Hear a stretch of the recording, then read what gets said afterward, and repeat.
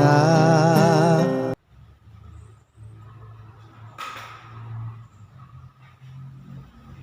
Shalom, selamat pagi buat anak-anak kami semuanya. Bagaimana kabarmu hari ini? Harapan Ibu semua kita dalam keadaan sehat. Nah, kembali kita bertemu di ibadah singkat kita di SMP GKPS 13 Sibaro. Nah, untuk itu, mari semua anak-anak kami siapkan hati dan pikiranmu dan juga siapkan Alkitab dan Kidung Jemaatmu agar kita bisa melakukan ibadah kita ini. Nah, anak-anak kami semua, sebelum kita memulai ibadah kita, mari kita awali dengan berdoa di dalam hati. Doa dimulai.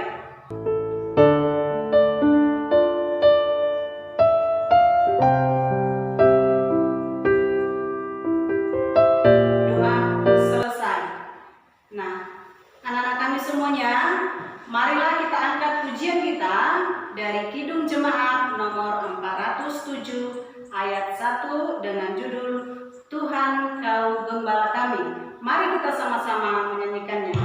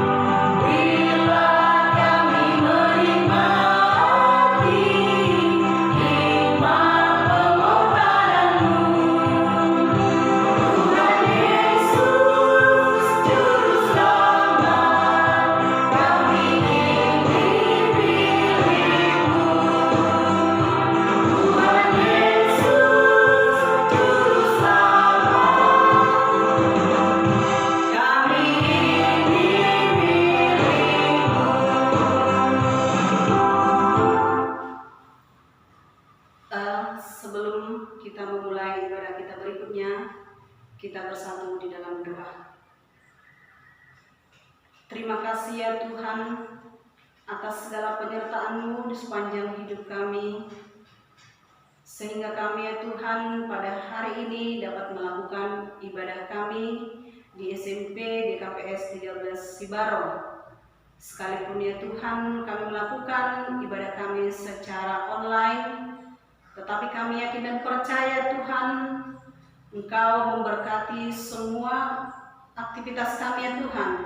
Engkau berkati anak-anak kami yang berada di rumah ya Tuhan, dari kelas 7 sampai kelas 9, begitu juga dengan orang tua kami. Tuhan Yesus, kiranya Engkau memberikan kesehatan, kebijaksanaan secara khusus kepada Ibu Kepala Sekolah kami, dan juga Bapak Ketua Yayasan kami, dan juga ya Tuhan kepada kami seluruh Bapak Ibu Guru ya Tuhan yang bekerja di SMP GKPS 13 Sibaro. Tuhan Yesus, kami serahkan ya Tuhan hidup kami hanya ke dalam tangan pengasihan-Mu. Ampunkan kami atas dosa dan pelanggaran kami. Kami serahkan ya Tuhan acara kami ini dari awal, pertengahan, hingga akhir hanya ke dalam tangan pengasihan-Mu. Berikan kami kebijaksanaan ya Tuhan. Dalam nama Yesus Kristus kami berdoa dan mengucap syukur. Amin. Nah, sebelum kita mendengarkan firman Tuhan, ya, mari kembali kita angkat pujian kita dengan judul Aku Mengasihi Yesus.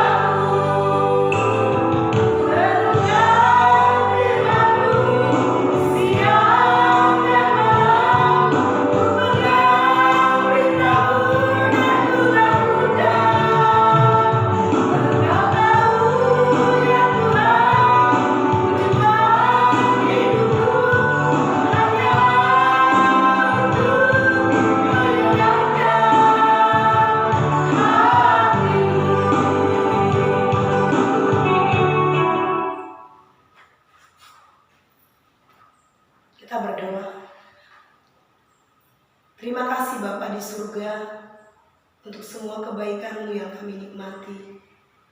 Seperti lagu pujian yang boleh kami sampaikan, kerinduan kami selalu ingin menyenangkan-Mu, karena Engkau terlebih dahulu mengasihi kami. Engkau sudah rela mati di kayu salib hanya untuk mengasihi hidup kami, mengampuni kami, menyelamatkan kami. Karena itulah kami mengucap syukur dan berterima kasih kepada-Mu. Terima kasih Tuhan, kalau hari ini kami akan belajar firman-Mu. Ajari kami, mampukan kami, kuatkan kami, sehingga firman-Mu menjadi rema di dalam kehidupan kami. Dalam nama Yesus Kristus kami berdoa. Amin. Firman Tuhan yang menjadi renungan bagi kita pada pagi hari ini terambil dari Markus 16. Markus pasal 16 ayat 1 sampai dengan ayatnya yang ke-9.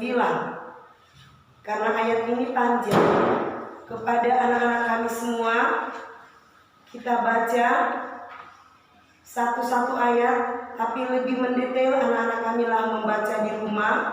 Ibu hanya menyimpulkan nanti ya, supaya waktu kita tidak terlalu lama. Tetapi yang menjadi intinya adalah tentang kebangkitan Yesus. Nah, baca bersama. Setelah lewat hari Sabat, Maria Magdalena dan Maria ibu Yakobus serta Salome membeli rempah-rempah untuk pergi ke kubur dan meminyaki Yesus. Dan pagi-pagi benar hari pertama minggu itu, setelah matahari terbit, pergilah mereka ke kubur. Mereka berkata seorang kepada yang lain, siapakah yang akan menggulingkan batu itu bagi kita dari pintu kubur? Tetapi ketika mereka melihat dari dekat, tampaklah batu yang memang sangat besar itu sudah terguling. Ayat 5, lalu mereka masuk ke dalam kubur dan mereka melihat seorang muda yang memakai jubah putih di sebelah kanan. Mereka pun terkejut sampai di sana, tetapi orang muda itu berkata kepada mereka, jangan takut, kamu mencari Yesus orang Nazaret yang disalibkan itu. Ia telah bangkit, ia tidak ada di sini. Lihatlah tempat mereka dibaringkan. Tetapi sekarang pergilah, katakanlah kepada orang-orang atau murid-muridnya, kepada Petrus yang mendahului mereka ke Galilea. Di sana kamu akan melihat dia seperti yang sudah dikatakannya kepada kamu. Lalu mereka keluar dan lari meninggalkan kubur itu, sebab gentar dan dahsyat menimpa mereka. Mereka tidak mengatakan apa-apa kepada siapapun, juga karena ketakutan. Demikianlah pembacaan kita, dan lebih nanti anak-anak kami coba dibaca berulang sekali lagi. Nah, selamat Paskah bagi kita semua. Selamat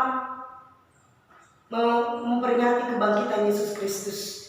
Nah, Yesus Kristus sudah bangkit dari kubur. Itulah pesannya ketika dia disalibkan. Dia berkata bahwa nanti di hari ketiga aku akan bangkit. Tetapi murid-murid itu tidak mengingat akan perkataan Yesus Kristus.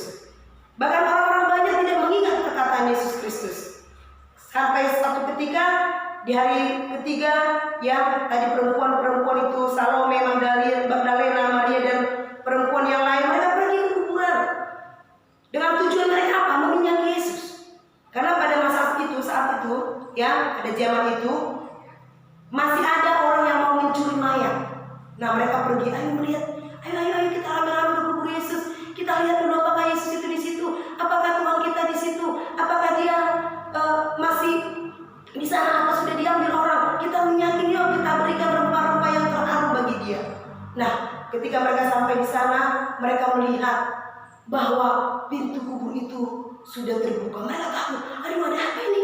Ada apa? Kok nggak ada lagi? Kok sudah terbuka? Siapa yang menggulingkan? Siapa yang mencurinya? Siapa yang mengambil mayat Yesus kita? Mereka semua ketakutan. Nah, kemudian tadi katanya dalam cerita itu apa? Ada seorang muda tiba-tiba muncul dengan jubah putih. Jangan takut, Yesus yang kalian cari itu sudah bangkit. Pergilah, beritakanlah kepada murid-muridnya, kepada orang banyak bahwa dia sudah bangkit. Mereka ketakutan, mereka tidak percaya dengan kata-kata itu. Semua mereka tidak percaya dengan kata-kata itu. Tetapi walaupun dengan seperti itu, mereka pergi juga. Mereka masih kematian Yesus. Nah, anak-anak kami semua, apa yang mau dikatakan dengan kebangkitan Yesus di dalam cerita ini? Yang pertama, di dalam cerita ini, tujuan daripada Yesus Kristus bangkit bagi kita, supaya yang pertama sekali kita jangan takut. Mengapa rupanya kita tidak takut? Harus kita ingat bahwa Yesus sudah bangkit mengalahkan maut. Yesus sudah bangkit mengalahkan maut. Supaya siapa yang percaya kepada Yesus, kita juga tidak perlu takut. Karena apa? Karena Yesus sudah terlebih dahulu mengalami kematian. Yesus sudah terlebih dahulu mengalami semua siksaan. Yesus sudah terlebih dahulu masuk ke liang kubur itu. Supaya apa? Supaya kita tidak takut lagi mati. Kenapa yang ditakuti orang di dalam kehidupan ini? Yang pertama, orang takut mati. Banyak orang takut mati, sehingga apa? Beramai-ramai orang pergi, pergi untuk, kalau sakit langsung cepat-cepat berobat. Kemudian apa lagi? Ketakutan orang dengan situasi pandemi, takut mati. Nah, mau saya tegaskan, mau kita tegaskan, firman Tuhan mau tegaskan, jangan takut, karena Yesus sudah terlebih dahulu masuk ke liang kubur itu. Maka kalau dalam firman Tuhan dikatakan Rasul Paulus apa? Mati adalah keuntungan, hidup adalah bersama dengan Kristus. Artinya mati atau hidup pun kita ada di dalam Yesus Kristus. Maka semua kita, anak-anak kami juga secara khususnya, mari hidup semangat, bangkitlah, karena Yesus sudah bangkit di dalam mengalahkan maut, di dalam mengalahkan kematian. Kita juga harus bangkit dari keterpurukan kita. Apa keterpurukan kita? Dari kemalasan. Kalau selama ini di dalam 1,5 tahun ini malas belajar oleh karena situasi pandemi ini, mari melalui kebangkitan Yesus, bangkitlah semangatmu untuk belajar. Jangan lagi seperti yang lama-lama. Mungkin harus dibangunin orang tua, bangun-bangun, belajar. Mungkin harus ibu guru mengingatkan PR-nya diantar ya. Nah, melalui kebangkitan Kristus ini, mari anak-anakku, saya mengajak kita semua, bangkitlah semangatmu, belajarlah secara khusus kepada kelas 3 yang akan menyelesaikan studi anak-anak kami. Semangat anakku, bangkit kamu, percaya bahwa dalam situasi ini pun sekalipun belajar daring, kamu harus mengatakan, Tuhan, aku pasti lulus sekalipun pelajaran ini seperti ini masih sulit kuterima. Tapi ketika aku bersamamu Kristus yang sudah membangkitkan aku, maka aku juga percaya aku akan menjadi orang yang pintar, karena Tuhan sudah menasihatkan kita di dalam Amsal, takut akan Tuhan adalah permulaan pengetahuan. Maka yang pertama, takutlah kepada Tuhan. Ketika kamu takut kepada Tuhan, maka kamu pasti semangat belajar. Nah, yang kedua yang mau dikatakan lewat kebangkitan Kristus ini adalah supaya anak-anak kami, bahkan kita semua memberitakan Injil, memberitakan tentang kebangkitan Yesus ini kepada orang banyak, kepada tetangga, kepada keluarga. Supaya bagaimana? Supaya mereka juga tidak takut. Khususnya di masa-masa pandemi ini yang akan berakhir ini. Mari kita percaya ini pasti berakhir. Kenapa? Karena pemerintah sudah melaksanakan vaksinasi, karena juga sudah melalui protokol kesehatan kita pergunakan. Maka beritakanlah bahwa Kristus ini bangkit oleh karena kita memiliki hidup yang kekal. Nah, kalau Yesus tidak bangkit, sia-sialah kepercayaan kita. Kalau Kristus tidak bangkit, sia-sia kita mengadakan ibadah. Percuma kita beribadah, percuma kita melakukan semua aktivitas. Kenapa? Kalau Yesus tidak bangkit, maka kita bersyukur sebagai orang Kristen. Inilah keunikan kita, inilah kelebihan kita dari agama-agama yang lain. Yesus yang kita sembah adalah Yesus yang bangkit, Yesus yang hidup dahulu sampai sekarang dan sampai selama-lamanya, kekal, tidak ada batasnya. Karena itu mari semangat terus anak-anak kami, semangatlah kita semua. Lewat kebangkitan Kristus ini kita berkata, terima kasih Tuhan, kami sudah menang, kami sudah bangkit, kami sudah mengalami kemenangan yang dari Kristus sekarang sampai selama-lamanya. Amin. Kita berdoa. Terima kasih Bapa di surga untuk firman-Mu yang mengingatkan kami, memberikan semangat bagi kami. Karena Engkau sudah bangkit mengalahkan maut, mengalahkan musuh, mengalahkan iblis, maka kami sudah menang. Kami juga menang di dalam mengalahkan itu semua, karena kami percaya lewat kebangkitan-Mu kami disegarkan, kami disemangatkan, Maka ajarilah kami terus Tuhan untuk berseru dan dekat kepadamu. Terima kasih Bapa di surga, tetap kami sampaikan, kami antarkan di hadapan-Mu sekolah kami yang tercinta ini, di hadapan Tuhan.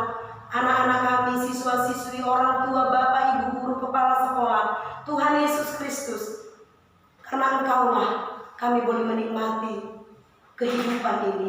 Karena itu kami bersyukur. Tambah-tambahkanlah kepada kami hikmat-Mu, kesehatan yang dari Tuhan, untuk kami terus boleh berjalan bersama dengan Tuhan. Bahkan juga Yayasan Pendidikan GKPS, semuanya Tuhan kami serahkan ke dalam tangan-Mu. Biarlah Kau juga Bapak yang mengkoordinir seluruh orang-orang yang bekerja di dalam Yayasan Pendidikan, mulai dari ketua sampai kepada seluruh anggota. Kami serahkan ke dalam tangan Tuhan. Biarlah Engkau yang memberikan segala yang perlu bagi kami sesuai dengan rancangan yang Tuhan sediakan bagi kami. Terima kasih untuk semua firman-Mu Tuhan yang menjadi kekuatan bagi kami, yang menjadi rema bagi kami untuk kami menjalani hari-hari kami. Dalam nama Yesus kami berdoa dan mengucap syukur. Amin. Kembali kita angkat pujian kita angkat nyanyian rohani menyenangkan-Mu.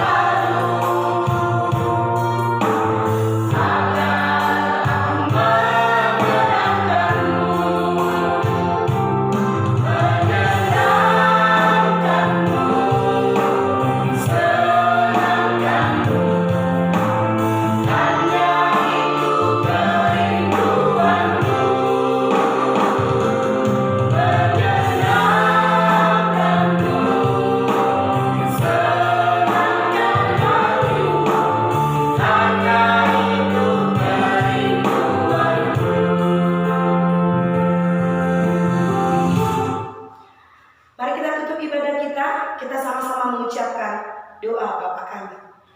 Bapa kami yang di surga, dikuduskanlah nama-Mu, datanglah kerajaan-Mu, jadilah kehendak-Mu di bumi seperti di surga.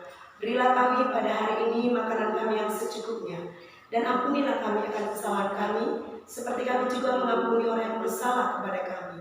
Dan janganlah membawa kami ke dalam pencobaan, tetapi lepaskanlah kami daripada yang jahat, karena Engkau yang punya kerajaan dan kuasa dan kemuliaan sampai selama-lamanya. Amin. Demikianlah ibadah kita pada pagi hari ini. Saya percaya anak-anak kami semua tetap mengikutinya dan tetap semangat di dalam proses pembelajaran kita. Selamat berjumpa untuk hari-hari mendatang. Shalom untuk kita